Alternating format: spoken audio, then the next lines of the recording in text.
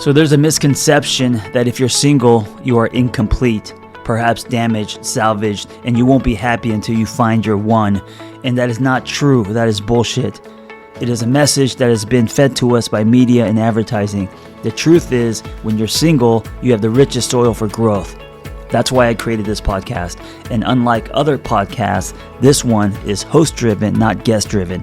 That means I will be rotating health and wellness experts 3 times a week to give you the giant box of wellness crayons, not just the primary colors, so you can start building a meaningful life. It's time to give singlehood a cape.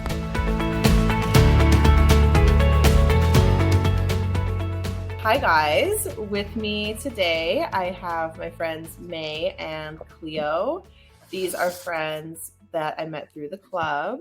As some of you might know, I'm a dancer at a club and part of the sex worker world, and so I wanted to bring them on here today to talk about singlehood as a sex worker. And we're going to be keeping our identities anonymous for obvious reasons. So as much as you want to say or don't say, do you want to go ahead and introduce yourselves, you guys?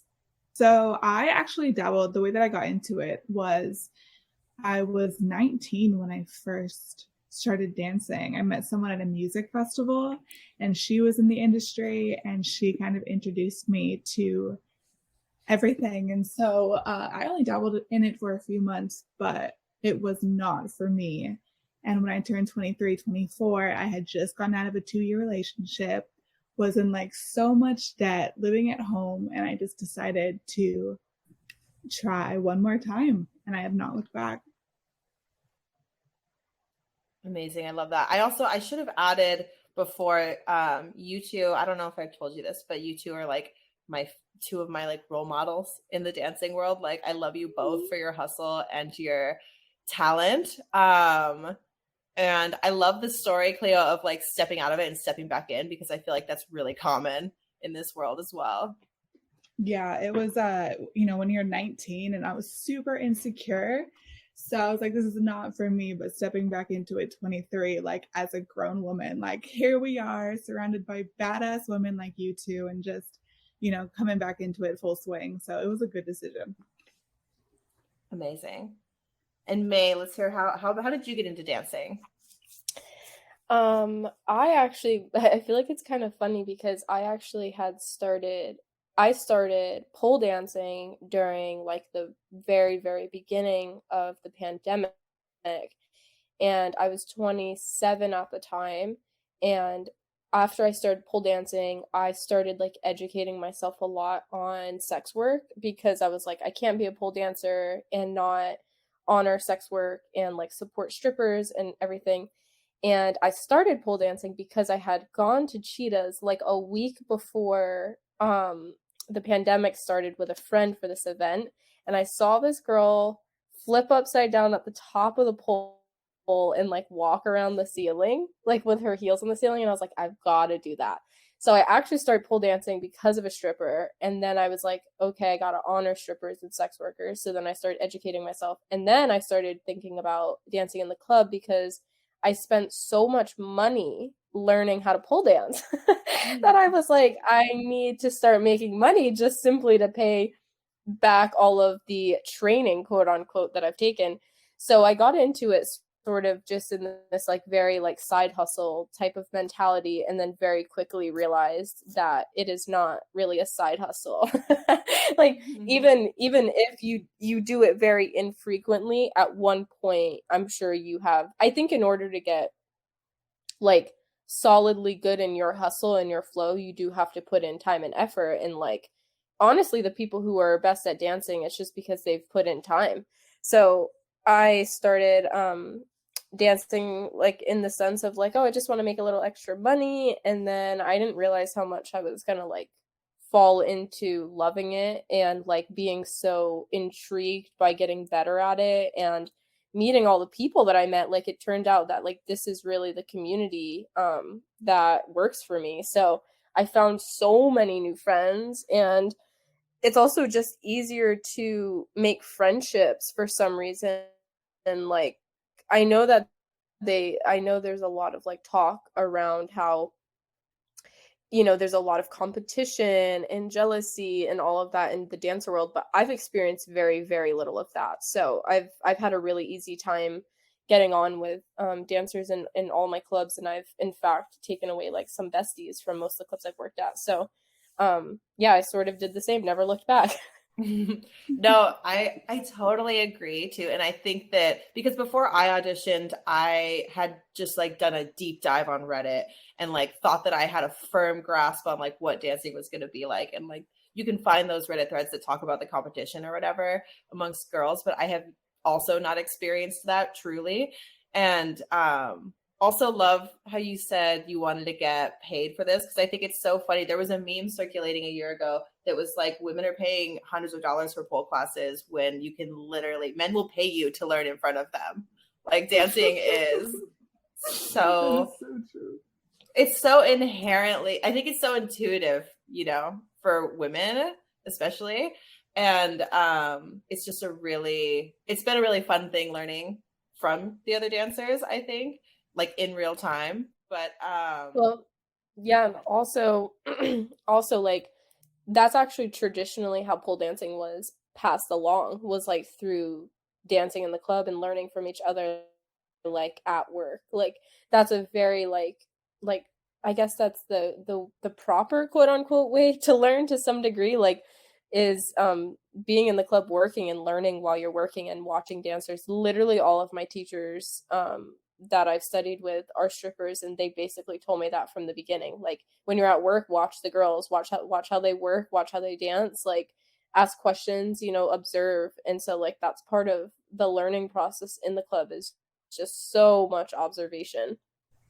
And all of them, everyone's always so willing to teach if you ask them. Like, no girl, if I've ever asked them about a trick or I've ever asked them a question about just the industry in general, everyone's always been incredibly receptive and incredibly kind. Like, I've never been turned away or like scoffed at or like, why would you ask me? We're in competition. Like, everyone's been so kind. Like, we're in this together. I mean, also I feel that's so true, because the part of me, like I teach pole as well, but like the part of me that's a teacher also feels like the people who I would absolutely 100% willingly offer these services to, like without any question or money, or other sex workers. Like it feels like my duty almost to like also share that, because it's like we're in it together. So it's like if I'm at the club and someone asks me a question, like I'm there, you know what I mean? Like I'm willing to share. So that's my mentality on it. So yeah, I'm glad that like we've experienced a lot of like optimism around all of that. Yeah, absolutely. I think it's just one of those industries too where it's really, there's so much independence in it, and there's so much like we're protected by security and everything, but I do think that there's this general sense in being at the club where it's like we all kind of understand that we're looking out for one another, because we've all been in a position where we're new and vulnerable or anxious. And so it's just really important, and like it feels like easy to remember when we were in that position. I'm saying that still as like a baby stripper, where I'm just like, anytime anyone asks me anything, I always feel like, oh my God, like please ask someone else. Like I feel like I'm not the right person, but no, literally, I'm just totally like a good person to ask.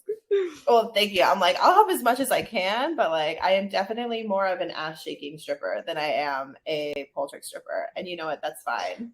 I'm fine with that. But also the interesting thing that I've learned is that everyone is good at something. So like just because you're a baby stripper doesn't mean you don't have like a really strong hustle, or like you don't have really strong sales technique. Or so like honestly the performance element of it, like the stage performance, is a fun element, but I think every dancer that you talk to has like, maybe they have like a certain quality that gets them customers a lot, or like they have certain tricks that like get them a lot of money. Like everyone's got something to share. It's like you can learn a lot from veteran dancers obviously, but at the same time, like I see people who've been stripping for like a year and they got like solid hustle. So it's interesting because I think everyone has something to offer.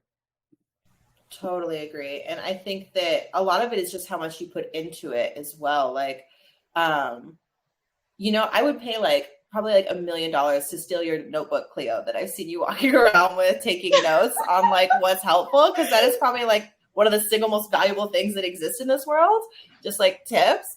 But yeah, totally. I just ordered one. Did you really? You're gonna start walking around with the notebook. I love that. It's so amazing. I literally just write about, if I talk to someone and there's an objection that I can't get over, or something that I said that I put my foot in my mouth, and I'm like, Cleo, you idiot, don't ever say that again. Like, that's all that's in my notebook, but I'm always willing to share it. Yeah. Just gold, just pure gold in there. I was listening to like a veteran dancer like talking about how people think that might seem silly to like take note of everything or like have your little notebook or whatever, and like I've just been keeping notes in my phone, but she was like it's actually not silly at all. It's like one of the smartest things to do. So that's what makes all of us like get better and better too, is that like we stay on top of it, we stay learning, you know what I mean? Like you don't make money if you get lazy, you know what I mean? So like if you want to make money, you're going to learn from every one of your mistakes, or like every one of your moments of like not securing the sale. So it's like the smartest thing to do. Absolutely. It's funny. I mean, we're all of us that are in there though. Any dancer who makes it into the club is there because they were brave enough to audition and like had some sort of sense of like hustle in the first place. So I think even like the laziest of us like still have a sense of like what we really need to do to get it popping, I guess, to create the ambiance like we do. But I was just thinking as we were talking about the notebook and whatever, dancing and sex work especially requires so many skills. I feel like you just need like hundreds of micro skills to do this. Like it's not as simple as just like looking hot, like some people might think. Like, yes, we're hot, but also you're cultivating seduction, you're cultivating a fantasy, you're cultivating an environment. And like May, when you were talking about how like everyone has their own hustle, I think for me specifically, being in the field of therapy and psychology, I very much feel like my niche is like, in a way, like therapy with customers, like I'll sit there and like dive deep into their backstory and everything. And they're like, whoa, like this is so intimate.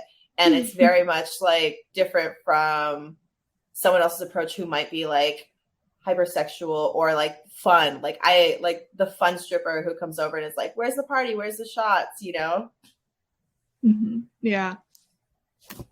It's like so many different skills. And I feel like, Cleo, you were saying that you started at 19. I was wondering if there was like, has dancing always been like your main gig? No, not at all. So I only danced for a few months when I was 19, and it was just something I was not good at the time because I was so insecure. I could not approach men, and the name of the game is approaching men. Right. So I had to develop all of those skills that you were talking about and really build myself up to who I am now in order to come back in the industry and do what I can do. It wasn't something that I just picked up and carried on. Yeah, it's weird that everyone that continues to show up as a stripper at the club, that means that you have this sort of sense of like fearlessness upon approaching strangers and like starting conversations that are intriguing and continue to contain someone's interest that leads to a sale. So it's like this crazy, like you have to be alluring from the beginning, but then you also have to somehow maneuver into turning it into a sale. Like you're pitching as you're having the fun. So I find it to be such a valuable skill to be good at dancing, or good at stripping rather, because no matter really where you apply it, you're gaining these skills that they can apply to like your dating life, in the sense of like not feeling fearful around talking to guys you think are hot, like out, or people you think are hot, like out in the world, because you practice it on a regular basis. Or like when you want something, we learn how to get it. You know what I mean? So it's like we're always developing these skills that are like very much like. Also, I said this to Shia the other day about how I value my friends that are sex workers relationship to money so much more than all my other friends, because it's like, if you owe someone something, you pay it. If you go out to dinner and you get dinner together, they Venmo you right away. Like, if you know what I mean, it's like, let me split it. Like, it's like we address money so fearlessly compared to like some people that are very laggy, or like they don't put that much like a focus or attention on it, because we're used to working and getting paid immediately. You leave work with money. You know what I mean? You don't wait for a paycheck. Like, you leave work and you're paid. So it's like, that's sort of our mentality, is like, you handle the things like right as they happen. And I am a very direct person, and like, I appreciate that so much. Yeah, that's so true. When you go out with friends and like everyone's just straight away like, here, let's pitch in, let's do this, instead of beating around the bush and getting everyone's Venmo and figuring out how to split it. Like, it's so nice to be able to work with girls and have friendships with women who are just like, here it is, this is straightforward, this is what we need to do, like, let's handle it and just go on with our day and have some fun, you know? Right. It's that cash in hand mentality. It's like similar, any cash industry, but like dancing with making your own schedule. And I think you hit the nail on the head, May, with the fearlessness. Like, we're just like, yeah, just get it done. Just handle that shit right now. But something you said, May, that I thought was a perfect transition into what I really want to talk about is the similarities and the differences between approaching someone in the club to seduce them and, say, being on a date with someone. I feel like I was only single for a very short period of time when I was dancing. And so I didn't have a whole lot of experience with that. But you guys are both single dancers and have experienced the single world, I'm assuming, outside of dancing as well as in dancing. And I wanted to hear what your experiences have been with both. Like, do you guys feel like approaching a client or approaching a customer is similar to going on a first date? Oh man, I have so much to say about this, because it's like, I actually think about it a lot, because I was in a very long-term relationship for over 7 years, from like 19 to 26. And so I started dancing like not that long after, and it was so crazy to see how I started to value myself so much more. And the thing that has been the biggest change was my boundaries that I set and my tolerance levels that I have in relationships with people. So like, off the bat, dancing has like taught me to be like, oh, that's something that I will not tolerate. Whether it's a friend or a relationship or a sexual partner or whatever it is, like, I'm not tolerating that specific thing because it doesn't work for me and it's toxic for me. So I think it's helped me identify more the things that are like, that trigger me or are toxic for me versus the things that feel good for me, because we're constantly exploring sensuality and sexuality with strangers. So we have all of these opportunities to like be like, ooh, I didn't realize I liked when guys said that, or like, ooh, I didn't realize that I liked when I said that, or like, you know what I mean? So it's like, I think it's definitely taught me to be a lot more forward and firm with like what I do and don't like, and like what I'm willing to put up with and whatnot. So that, and also it's funny, and I'm curious if both of you experience this, but like, if I have like a sexual partner person in my personal life and I like see them, and then like the next day I work and I'm still in that energy, I like get clients so much easier because I'm like in this like very genuine sexual energy. So it's like easier for me to harness that when I'm like approaching guys. So I've been noticing that I actually benefits my work life a lot, like when I'm seeing someone, but like casually, you know what I mean? Or if I have fun and then like I bring that fun with me, like it just feeds off of each other. So I'm curious if that happens to both of you. Oh my God, absolutely. And I find the opposite is true as well, where if I have like a heartbreak or I'm really pissed at like a romantic partner, I feel like the same is true where I'll go in and I'll have a really good shift because I just have so much pent up energy and like emotion for either direction. I'm just like, this needs to get out of me. And like, it comes off as like, people can sense that energy, you know? And it's like, whether it's, oh, like I had a really sexually invigorating experience earlier and I'm still like, this is the overflow from that. Or like, I'm angry at something, it's like that passion still overflows and it lends itself to sexuality in like a really interesting way because, you know, passion is like the middle ground for anger and love or whatever you want to call it, like intimacy, sex, like connection. Yeah, totally agree with that. What about you, Cleo? I think like I've never had an experience where like I'm dating someone and that sexual energy, you can kind of feel that in the next shift. The thing that I have experienced the most is when I've had a heartbreak or I've had like some guy that I was dating that something did not work out, or even when a guy did not want to date me because I was a dancer. And I'm like, you know, watch this. And we're working and we're spending hours with guys that are like, oh my God, you're brilliant, you're talented. And I feel like work makes me feel sexy. And I feel like what we do has allowed me to base my sexiness and how I feel on me alone and no other man. So like, even if anything happens with a man in terms of like heartbreak or anything else, my level of how I feel about myself has not changed. Does that make sense? Yeah. No, it totally does. Side note, just for like editing or whatever, is you're sounding kind of far from the mic. Do you have your headphones in? Yeah, I do. Okay, that's better. Is this better? Yeah. Okay.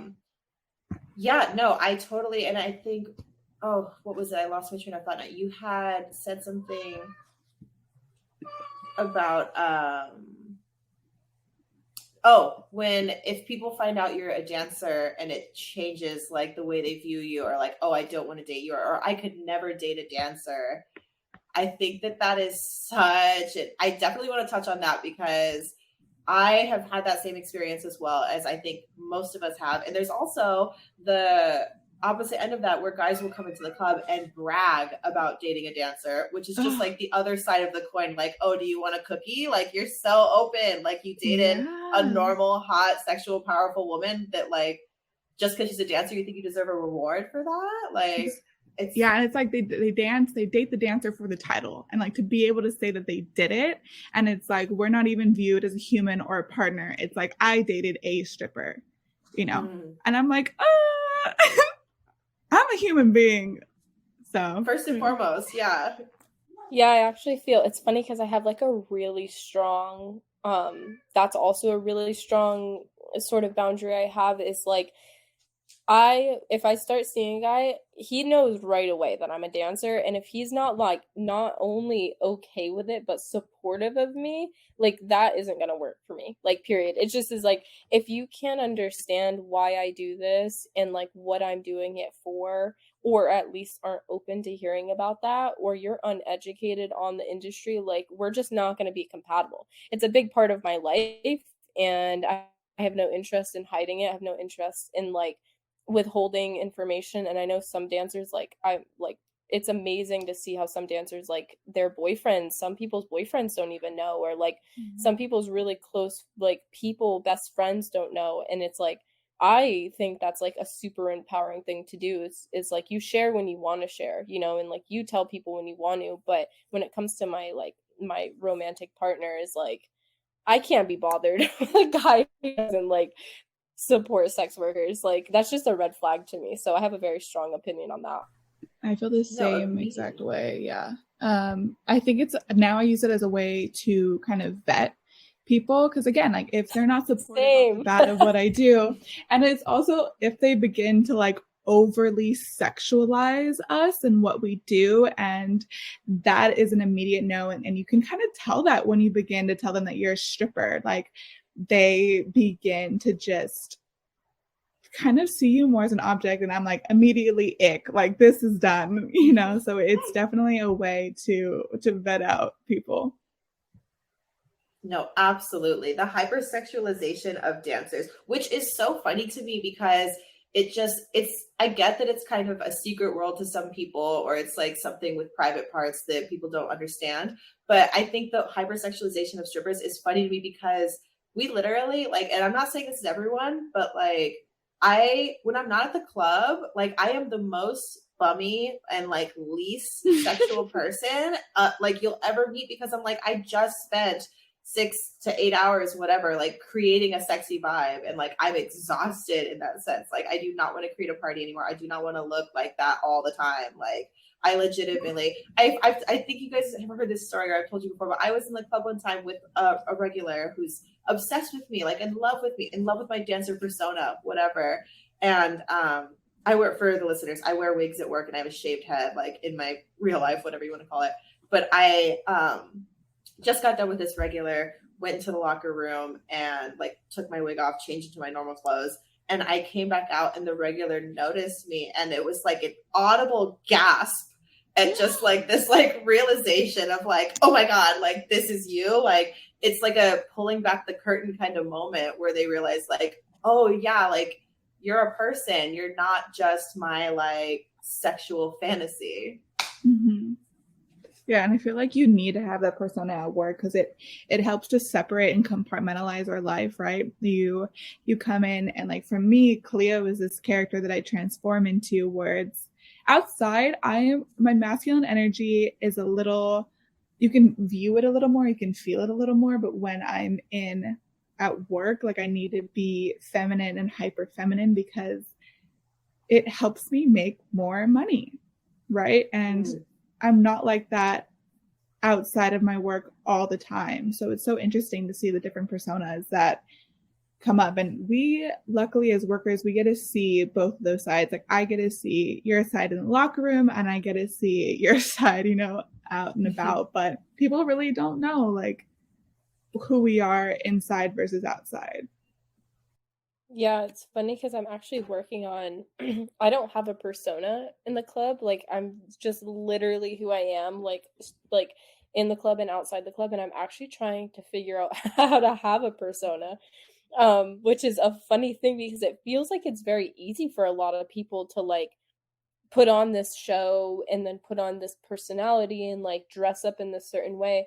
And like I've always been into sensuality, so it when I started dancing, it felt really like natural and normal to me. And like I was like a lingerie model for a period of time, so the whole like idea of dancing felt really normal for me. And I am a terrible liar, so I'm actually trying to figure out how I can like kind of spin things a little bit more and like fluff things up a little bit more. And like I'm working on that, which is it's interesting to be like further along and now trying to like figure out like, ooh, maybe I need a persona, you know, like maybe I should lie about where I'm from, you know what I mean? Like maybe I should create these little stories, like all of these things, because there really isn't a compartmentalizing happening. And I'm curious to see like what that would do with it. You know, on one hand, I have clients that are like, they are looking for like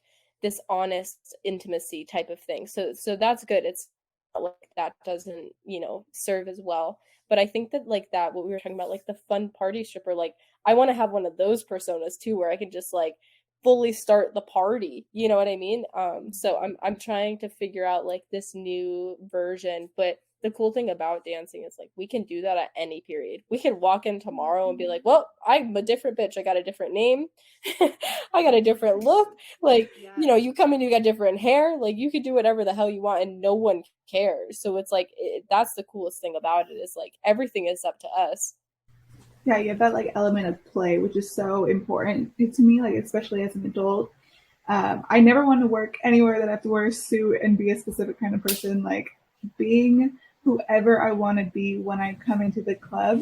When I get too serious about what we do, it allows me to be more lighthearted and just have fun with it, which I've never worked anywhere where I've been able to do that.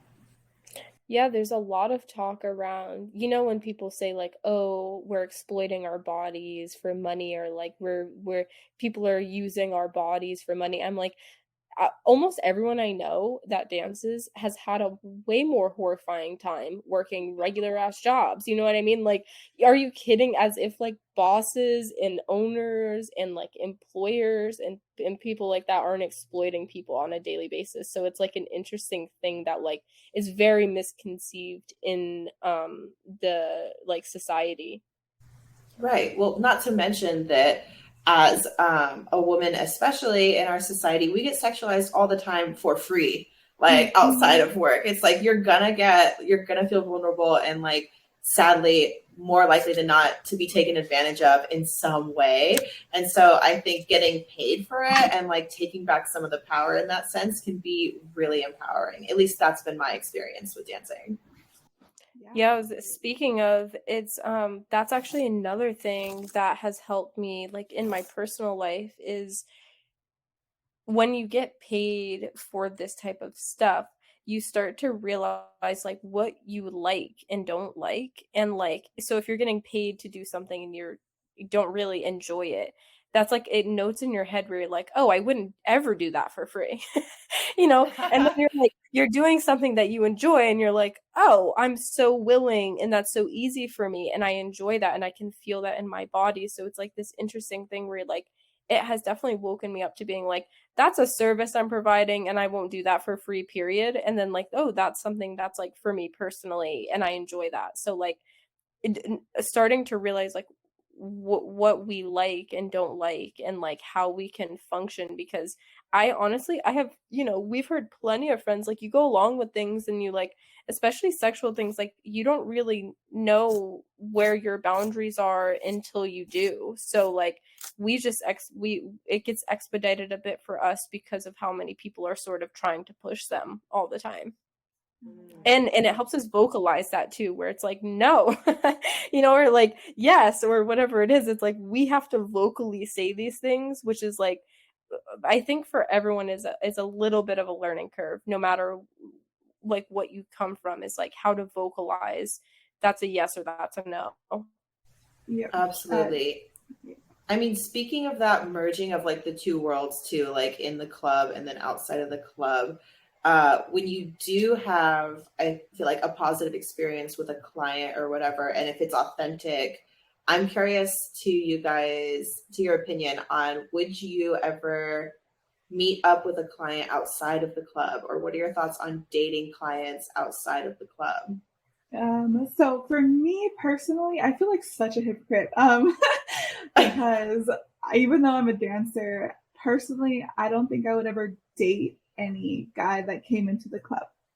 And the reason being, okay, I'll let you have the reason. I just want to say it's so funny because it's like we were just talking about how when guys say I would never date a dancer, but I know a lot of dancers who also are like, well, I would never date some guy at the club. But anyways, keep going. Yeah, like we don't want each other. It's fine, like, but one of the reasons is just, we're in the club, and I always joke about like there's some things that men say. People say a lot of dumb stuff, but I feel like it is just there's so much at the club, and at the club I see a lot of men in quote unquote happy relationships, happy marriages, happy things. I've had men in VIP whose their girlfriend has called them 15 times, and just sometimes my level of trust of men that come into the club has depleted substantially, and it's just not somewhere that I can see myself. I don't want someone to meet me as Cleo, even though she is amazing. I want someone to meet me as me outside of the club. And I don't think I could ever date anyone that came into the club.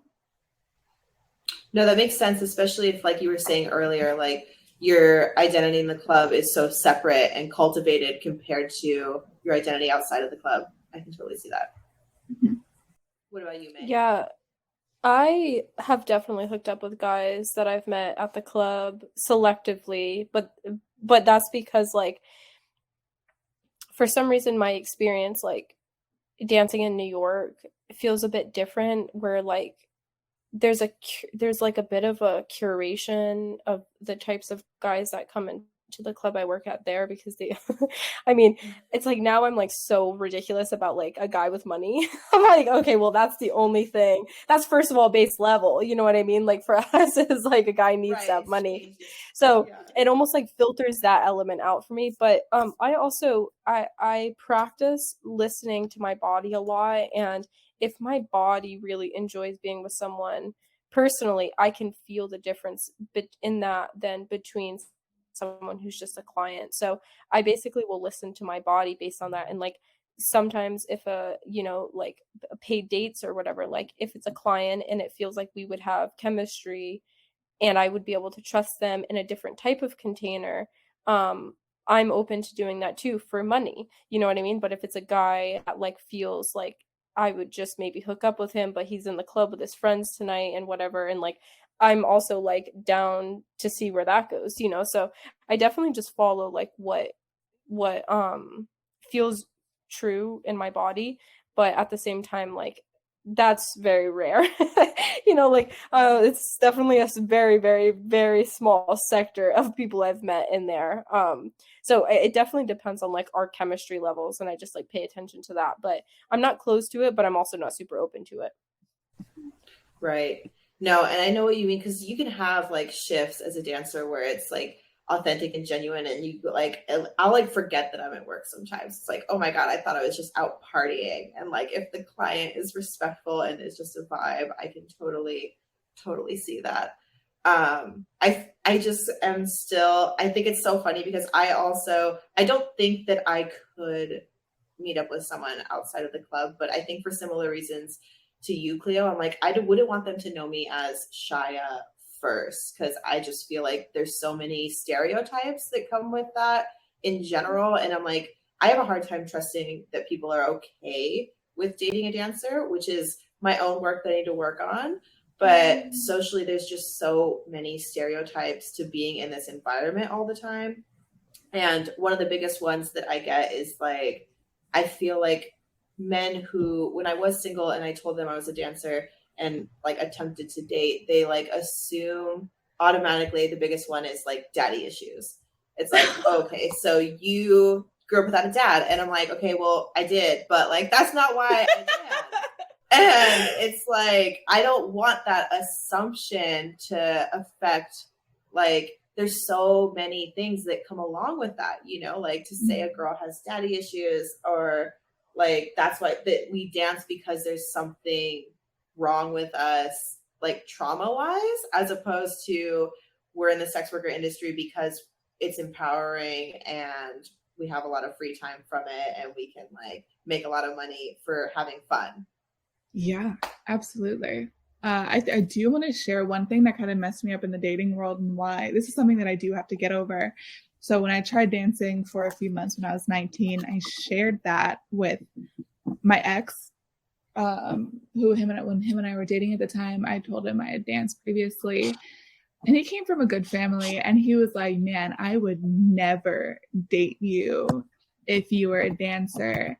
And that was like my initial interaction with the man that I was dating was really into. And so when I got back to the dating world, when I was like back in dancing 23, 24, for the first few months of my dancing, I would not tell people. Like I was scared to date because of that initial interaction with my ex. Now it's like, I'm a dancer. Whatever, who cares? Let me tell you the first date. But it took me months to get over that fear of telling people that I was a dancer because they would view me as not good enough. I mean, it's like, it's so complicated because in general, I think on a daily basis, one thing that frustrates me so much is the misinformation on sex work, and the misinformation that is constantly spread around stripping and it's like you're dealing with so many people's like ideas that they're talking about. And also, the thing is that men have a lot of shame, especially around their sexuality, and then they come into the club, they spill all of that onto us, they indulge into that part of them, and then they are sort of almost like mad at us, like when they leave. Yes.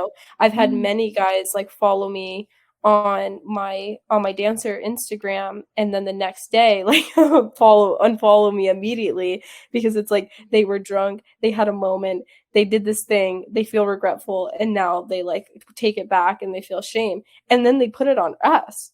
And like, I'm just so familiar with that I'm like, that is not my problem. But on a daily basis, I feel frustrated at how hard sex workers are always working to normalize the conversations and spread proper information around the industry.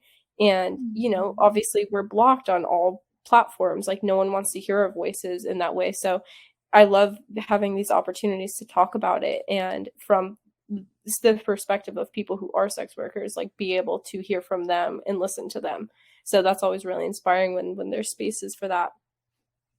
Yeah, no, I completely agree. And I think, like you're saying, it's an upwards battle, and you're battling so many opinions. Like, even if you are dating someone who understands the sex work industry and is not only comfortable with it, but supportive and interested in learning more about it, their family could have opinions about it. And it's like, being introduced to the family for the first time can be especially anxiety inducing or whatever, like, I feel like, even because I'm open in my own life with pretty much everyone that I am a stripper, but that's not the case. Like, I know a lot of people are not fully out in their lives, and it's like right on my Instagram page. And my partner now, we were dating for about like 6 months before I started like getting involved with his family, I guess, or whatever, meeting his family.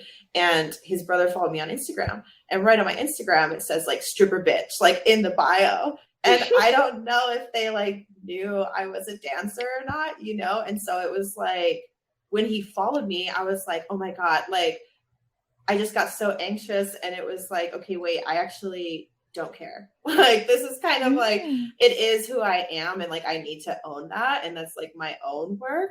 But like you were saying, Cleo, like, having a negative experience with that can be so traumatizing in a way, and like change the way that you present yourself, even though it's like, we should not be the ones changing. It should be like everyone else becoming educated on the sex work industry. Yeah, and I think that's also, as women, like, we have this need to like try to fix things. Like, when something happens, like, I feel like with you, what I would have thought, I'm like, oh my God, do I need to take that down? Or like, do I need to do anything? And I'm like, fuck no. Like, I am who I am. And as women, we try to fix things and make other people feel more comfortable. But like, them being comfortable now is not my job. It's not my job. Yes, absolutely. Yeah, we definitely learn.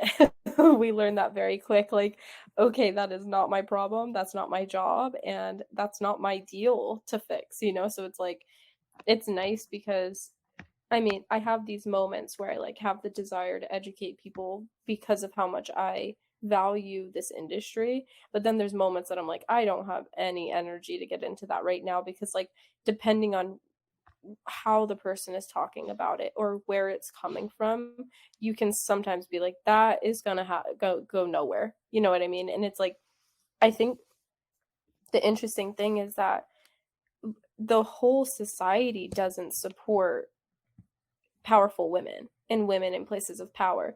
And the thing that drives people nuts about sex work is that we're the ones in control. We're the ones in power. And they hate that. You know what I mean? So anyone that's got negative opinions on it, I'm like, you're missing the point. This is an extremely empowering industry for a lot of women, and not for everyone, because there's really hard elements to some elements of how we're treated from club management and to customers, and like in certain geographical locations and all of that stuff. But it's like, and there's a lot to be said about how clubs are managed and the environments that the owners and the managers create for us, and the types of clients they allow in, and all of that. So there's some elements that are out of our hands that can affect us, but at the same time, there's so many that are in our hands, that are in our power and in our control. So it's that's a huge misconception, is that like it's just that we're the ones in the power. Mm-hmm. Well, so I kind of want to close with this, because we've been talking a lot about the misconceptions in the sex industry, but like, what is one thing you guys want someone to know about the sex work industry? And it could be anyone who's unfamiliar with it, or you can say one thing that you wish someone dating a sex worker would know, or thinking about dating a sex worker. Oh, that's a good one. I know, right at the end, here's this huge question. You know what you know what's coming to mind is like saddle up because like if you're dating a stripper or a sex worker, like we really know how to communicate. We know where our boundaries are. We know what we deserve. We know our value. We know what our worth is. And we also have a high level of emotional intelligence because of the amount of things that we're dealing with all the time, and also are independent. So like if you can't handle that, like don't even get involved, you know what I mean? So it's like there's a lot of independence freaks a lot of people out just as much as like codependency does. So it's like I tend to have more of an experience where people tend to almost get like thrown off by like how independent I am and how my friends are. So like if you can't handle that type of independence, like stay out. You know what I mean? Absolutely. Yeah, I think for me, when it comes to dating a dancer, for one, it's not cheating. Like, it's not at all. And the jealousy thing, like, good one. We as dancers do not like men because we spend so much time with them. So if you get to date a dancer, like you are one lucky motherfucker. Okay, we hate all men, but we come home to you. Like, cool. You know, it's so funny you said that because I feel like my I hate men stage died a little bit when I started dancing, but I want to second and echo the thought that like we do see a lot of shit. Like the image of the guy who's in the club and his wife has called him 15 times while you're in VIP can be so disheartening. But that just at the same time is like, okay, I knew that existed before this. And so now it's just about finding someone who's not going to lie to me, period, you know? Exactly. But great advice from the both of you. I love those points. And I am so appreciative of you guys in my life and so appreciative of you guys getting on here and being vulnerable and talking to people about sex work and singlehood.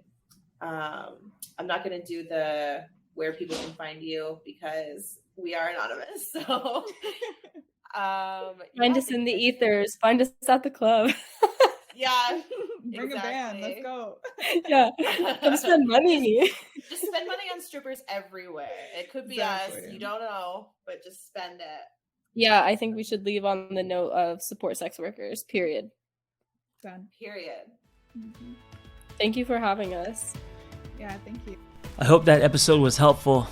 Hey, listen, if you want to share your singlehood journey, if you've gone somewhere and come back, if you have revelations and wisdom, please share your story. It's going to help other people. Nothing makes us feel more connected than hearing other people's stories. So just send me the audio of your story, and you could just record it directly from your phone and email it to theangrytherapist@gmail.com. Also, if you want our Single on Purpose newsletter, go to singleonpurpose.life. That's singleonpurpose.life. You will get tools and articles and other people's stories, and also Zoom links to private gathers. So if you want to join our community, go to singleonpurpose.life. Thank you for listening. Be well. We hope you tell a friend. Hey, before you go, I want to invite you to the Single on Purpose private community online. It's off of social media, no ads, no algorithms. We got forums, we got live groups, we got webinars, and we have social hangs. We also have offline in-person hangs happening soon. So check us out. Go to singleonpurpose.life. That's singleonpurpose.life. And I will see you inside.